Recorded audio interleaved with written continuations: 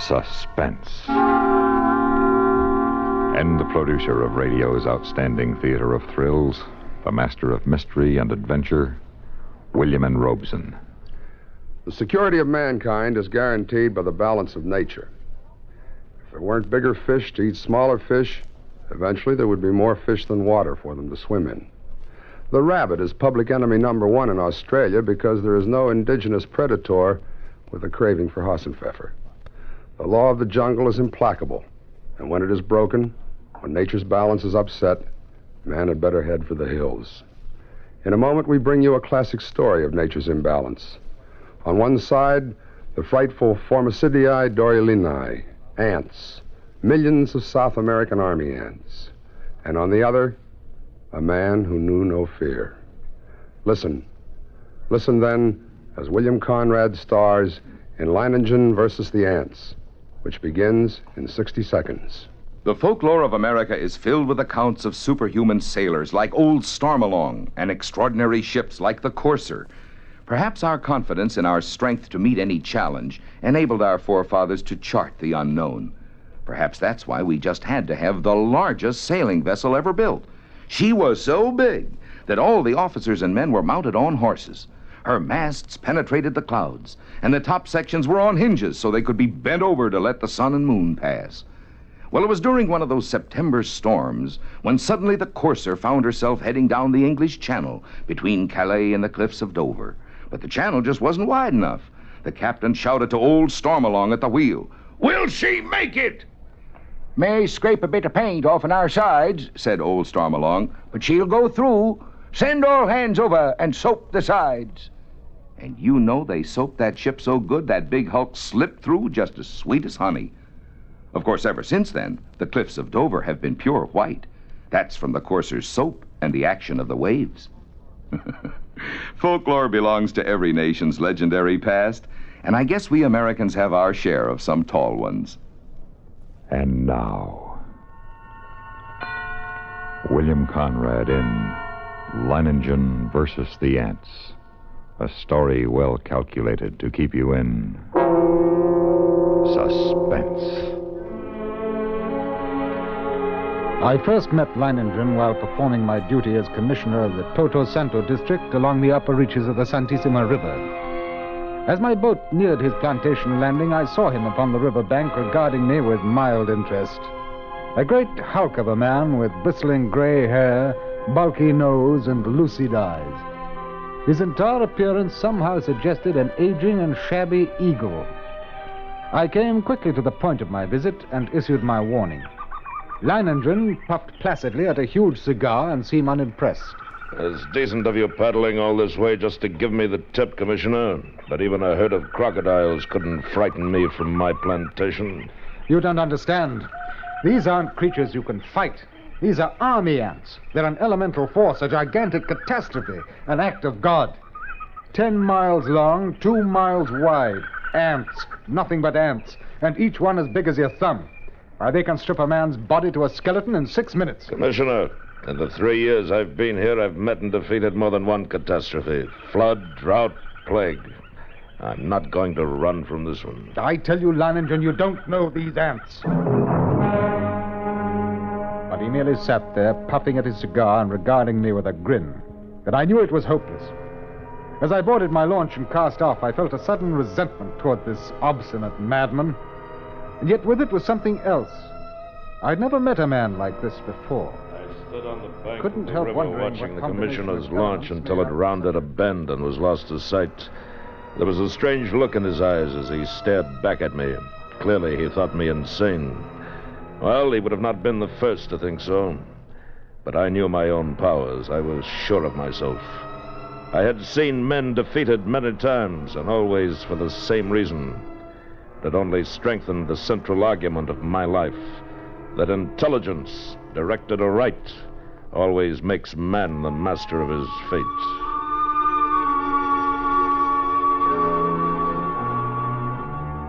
That evening, I called my Indian workers together in front of the plantation house, and I saw their faces go ashen with terror as I told them that the ants were coming. Then one of the men stepped forward. Blas, the foreman. Senor, We have worked hard here for these 3 years, all of us. We have built the finest plantation in this district. We all share in it. It has been a home for all of us and our families. Now the ants come. Yes, now the ants come. These ditches we dug last year, they were for the ants? They were for the ants. If we moved our families across the river, the ants could not reach them. That's right. Your families would be safe. And you? The ants are mighty. We know what they can do. But we think that you are mightier. We will stay and fight against the ants with you. I knew that the men would give me that answer. I'd counted on it. And suddenly I thought of the commissioner and wondered what he would say at such an unquestioning confidence. Would he still think I was insane? At least I knew he would not soon forget. The days spent in warning all the plantations in my district, sleep was out of the question for me all that night. I could think of only one thing, one man, Leiningen. One man who calmly evaluated his chances against a deadly menace, coolly decided he could win, and was willing to stake his life on it, to risk a horrible death for it. It was terrifying, and yet it was fascinating. And when dawn came, I knew that the fascination of that man was more than I could resist. That Leiningen's fight was drawing my mind, was drawing me back toward that plantation and death. And there was nothing I could do about it. I had to go back.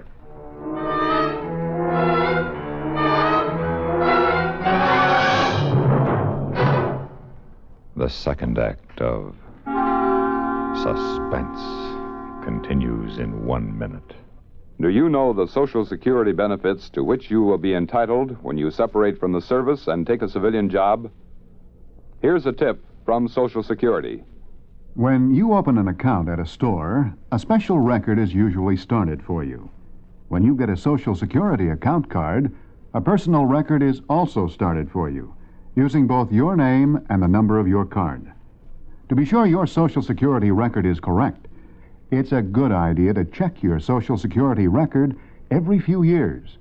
To get a statement of your earnings from the Social Security records, you can use postcard form 7004. This form is yours by writing to Social Security, Department 15, Hollywood 28, California. That's postcard form 7004. And now, we continue with Act 2 of Leiningen versus the Ants, starring William Conrad. A tale well calculated to keep you in suspense.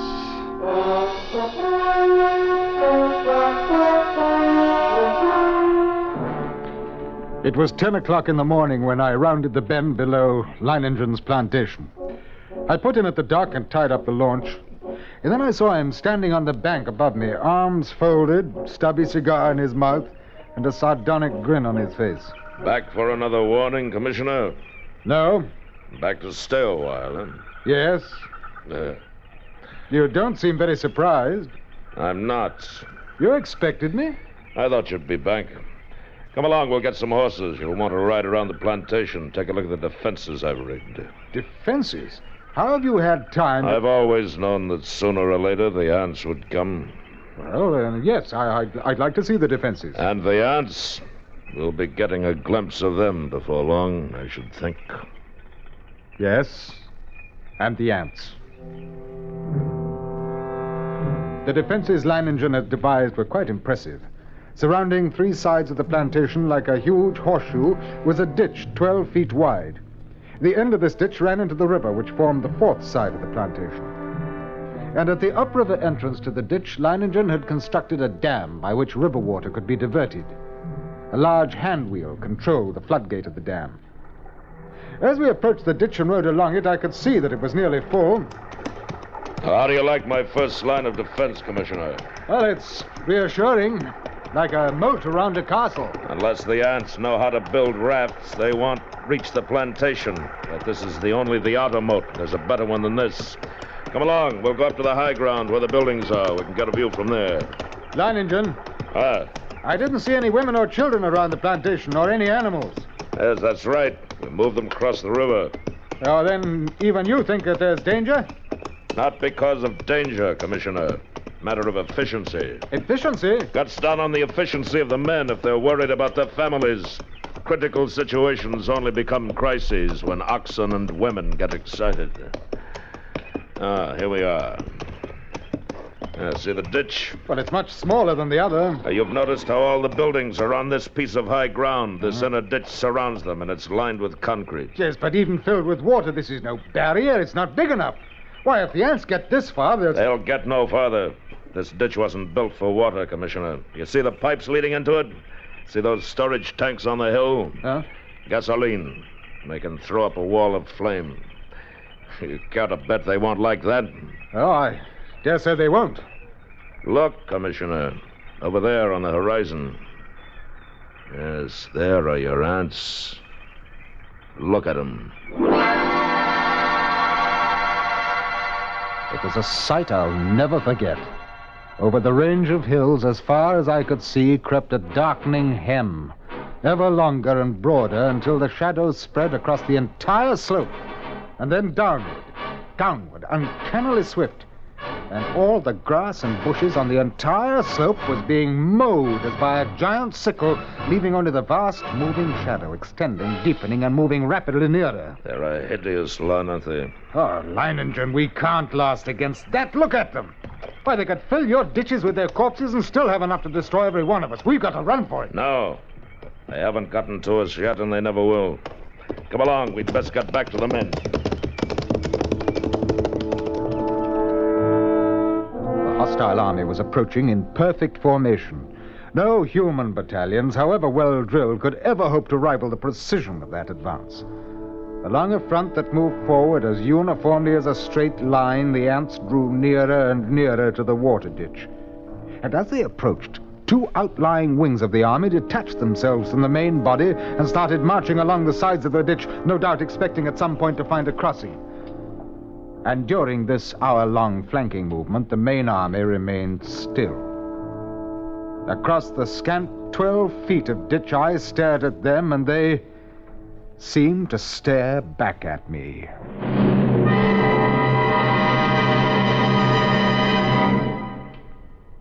Act 3 of Suspense follows in 1 minute. This is Johnny Baker with Communism on the Spot. The communists often talk about the will of the people, but unfortunately their actions don't match their words. For example, in January 1918, the Bolsheviks broke up by force of arms the Constituent Assembly, the first and only parliament in Russian history freely elected by universal suffrage. The Bolsheviks dispersed this democratic body by military force because they feared the will of the people, which had given them only 25% of the vote, and their leading political opponent twice that number. The communists have never come to power in a free election anywhere, and they probably never will. Not the will of the people, but their own will to power is their main concern. And now, we continue with Act 3 of Leiningen versus the Ants, starring William Conrad. A tale well calculated to keep you in suspense. Around 4 in the afternoon, the ant scouts having found no crossing, there was a stirring among the main army, and then an immense flood of ants, about 100 yards in width, commenced pouring in a glimmering black cataract down the far slope of the ditch. Thousands drowned instantly, but the rest began using the bodies as bridges. Leiningen immediately swung into action. Taneo! Si, senor. Get to the dam, open the floodgate wider, get the water in the ditch moving faster. Si, senor. Look at them drown by the thousands. Yes, but they keep coming. All right, men. Busy with the shovels now. Dump some sand and clods on them. See how they like that. You with the petrol sprinklers. Start pumping. That's it. They don't like it, Commissioner. They don't like it a bit. Look at them. Yes, but how about the ones on the far side of the ditch? Whole clumps of them rolling into the water. The rest are using them for bridges. Yes. Oh, what's keeping Taneo? He should be at the dam by now. Senor, the ants are crossing the ditch on the clouds of earth. If you climb up on this side even now. Yes, I see them. Use your shovels on them, men. Clod the crawlers. No, keep What's the matter? Senor, they crawl up on my shovels. They crawl in my eyes. Into the petrol, you idiot! Douse your paws in the petrol! Don't stop now, the rest of you! Club them! We cannot hold them back! We must run! Run now and you're doomed, every one of you! You've got to fight them back! Here's your shovels! Senor, it's no use! You're dead if you stop! Keep at it now! Keep at it! Leo got the floodgates open. The water's running faster now. Yes, look at the ants. They can't hold their own against the current now. They're being washed away. Faster with the shovels! Look at them, Commissioner. We've beat them. We've beat them.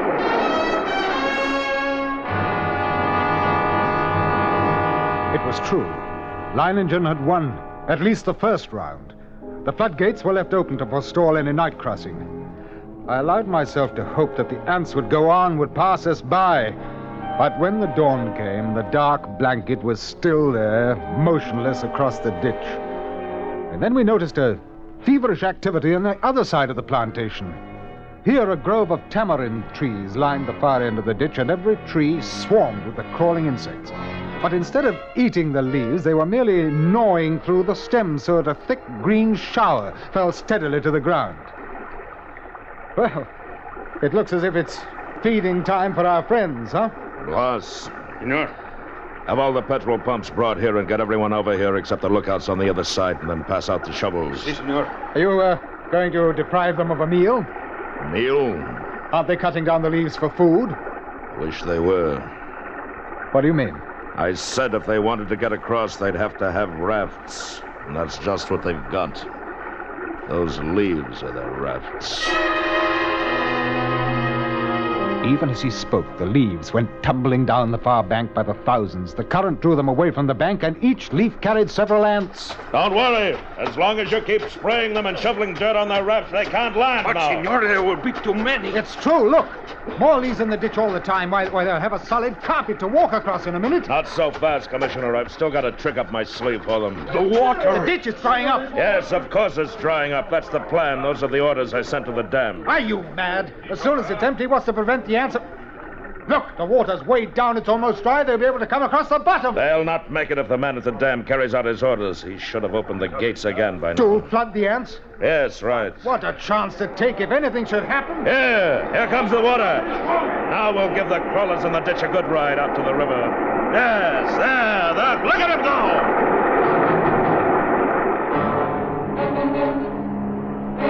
Leiningen's tactics were successful. At first, the violent flow of water raced through the ditch, overwhelming leaves and ants and sweeping them along. 3 times the ditch was emptied. 3 times the ants raced across the bottom, and 3 times the water, arriving just in time, carried them away. But the 4th time, as the water lowered nearly to the bottom of the ditch, we waited in vain for the rushing waters. And then... Senor! What's the matter? What's gone wrong at the dam? The ants. Just as the man at the dam lowered the water almost to the bottom, the ants attacked the dam.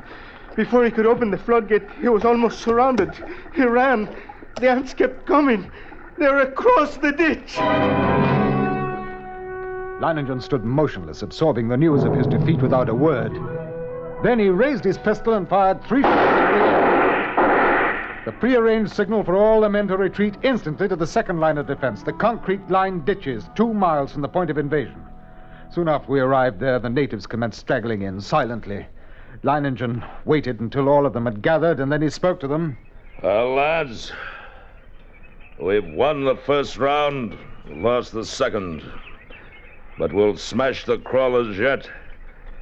Anyone who thinks otherwise can draw his pay and push off. There are rafts enough on the river and plenty of time still to reach them. You stay then. Good. Thank you, lads. And you, Commissioner? I can't persuade you to give up the fight. You cannot. Well, then I stay too. Yes, I knew you would. Senor, a few of the ants have reached the ditch. They're trying to get across? No, senor, not. I didn't think they would. There's plenty of food out there for them. Food I've spent 3 years in raising. It ought to last them until morning anyway. Yes, we were safe for the moment. But the next morning, the black swarm was solid around us. and their shock troops were hard at work. They were dropping shreds of bark and twigs and leaves into the petrol-filled ditches, forming a floating bridge across the surface of the liquid. Leiningen stood silently watching this operation, and I could see a grudging admiration in his face. Then, after several hours, the attack came. Down the ditch they poured, thousands of them, and across the bridge of twigs, rapidly approached the inner side. Leiningen sat motionless watching them. Leiningen, for the love of God, don't sit there like a statue. They'll be on us in a moment. Let them fill it first. Now. All right. Everyone back from the ditch. Go on. Bloss, hand me the torch. Now, we'll see how our friends like a little heat around them. Flames from the ditch shot into the air, devouring the ants by the millions. It was some time before the petrol burned down to the bed of the ditch, but when it did, the devils came back for more. Again, Leiningen fired the ditch to destroy them, and still again they came on. But at each successive firing, the task of the ants grew easier because of the film of ash which now covered the petrol. And as they returned to the assault time after time, a slow, sickening horror crept into my mind. I looked quickly at Leiningen and then at the gasoline tanks. He read my gaze and nodded slowly. That's right, Commissioner. We could hold them off forever if our supply of petrol was unlimited. But it isn't. We've got enough to fill the ditch once more. And then? Piccolo! Piccolo, come back! Now the idiot jumped the ditch. He'll never make it to the river. Piccolo! Come back! Merciful God, he's... It's too late. Bloss! Keep the men back with your gun. Don't let anyone else try for the river. Leiningen, isn't there any way at all? We've got to do something. We can't... There must be a way. There must be. Yes. What is it? We'll flood the whole plantation. Flood? But how? We've got to close the floodgate at the dam. That'll do it. You're mad. The dam is nearly 2 miles away. 2 miles of ants. Lads, listen to me. Listen, lads. I'm proud of you. Now, there's still a chance. By shutting the floodgates in the dam and flooding the whole plantation from the river. The moment I'm over the ditch, set fire to it. That'll allow time for the flood to wash away the ants. And then all you have to do is wait for me. Why, it's impossible. You can't get to the dam, let alone get back. That's where you're wrong, Commissioner. I'll get there, and I'll get back. Take care of things while I'm gone, huh? I watched him as he calmly pulled on high leather boots, drew gauntlets over his hands, and stuffed the spaces between breeches and boots, gauntlets and arms, with petrol-soaked rags. He shielded his eyes with close-fitting mosquito goggles and plugged his nostrils and ears with cotton. Then the natives drenched his clothes with petrol. Leiningen was ready, and as he stood calmly surveying the course he was ready for the run, I realized that this was as it should be. I, Leiningen, would meet the ants and defeat them or be defeated by them. Leiningen versus the ants. I ran in long, equal strides with one thought, one sensation in my being. I must get through. I dodged all trees and shrubs except for the split seconds my soles touched the ground. The ants would have no opportunity to alight on me. And I ran on. I was halfway to the dam before I felt ants under my clothes and a few on my face. I struck at them mechanically, scarcely conscious of their bites. And the dam drew toward me slowly. The distance drew less and less. Finally, only 100 yards away. And 50. And then I was there. I gripped the ant-covered wheel, but hardly had I seized it when a horde of ants flowed over my hands and arms. I strained, and slowly the wheel turned, and turned more. The floodgate was swinging slowly shut, and then it was shut, and the water was rising behind the breakwater, closer to the top, and closer. And then it was spilling over. The flooding of the plantation had begun, and I let go of the wheel. For the first time, I realized that I was coated from head to foot with the fiends. Tongues of fire stabbed at me, bit through my flesh, and I almost fainted with the pain as I ran, knocking ants from my body, brushing them from my bloody face. And then One bit me just below the rim of my goggles, and I managed to tear it away. But the agony of the bite and its venom drilled into the eye nerves, and I saw now through circles of fire into a milky mist. I was almost blinded, but I knew that if I tripped and fell... I ran on, my heart pounding as if it would burst, blood roaring in my ears, a giant's fist battering my lungs. Then I could see dimly that wall of flame at the ditch, but it was too far away. I could not last half that distance, and I stumbled. Then I fell, and I felt myself being swarmed over, devoured, and I tried to rise, a great weight, and then I remembered 6 minutes and nothing but bones. I couldn't let that happen to me. I couldn't die like that. To my feet, drag myself forward toward the flame in the ditch. The ring of flame, closer now, only a little farther. 10 steps. 8.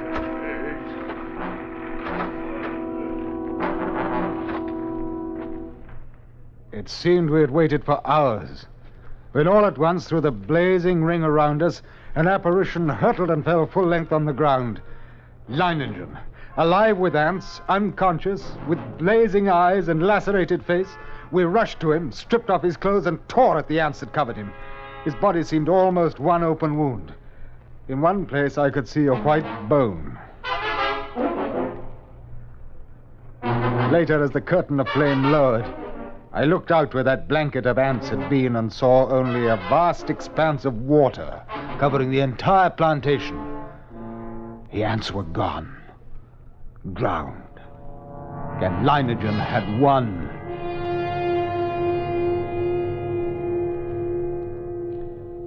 He lay on his bed, his body swathed from head to foot with bandages. But Leiningen was still alive. Commissioner, everything in order? They're gone. The ants are gone. I told you I'd come back. Even if I am a bit streamlined. And then this amazing man grinned, shut his eyes, and quietly fell asleep.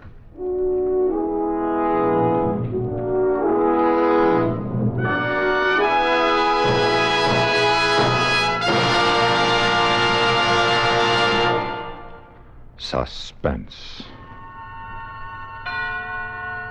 in which William Conrad starred in William N. Robeson's production of Leiningen versus the Ants, adapted by Robert Reif from the original story by Carl Stevenson.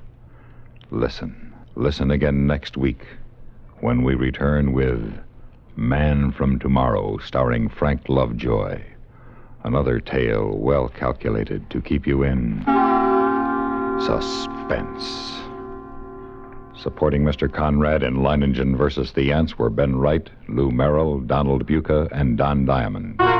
Suspense.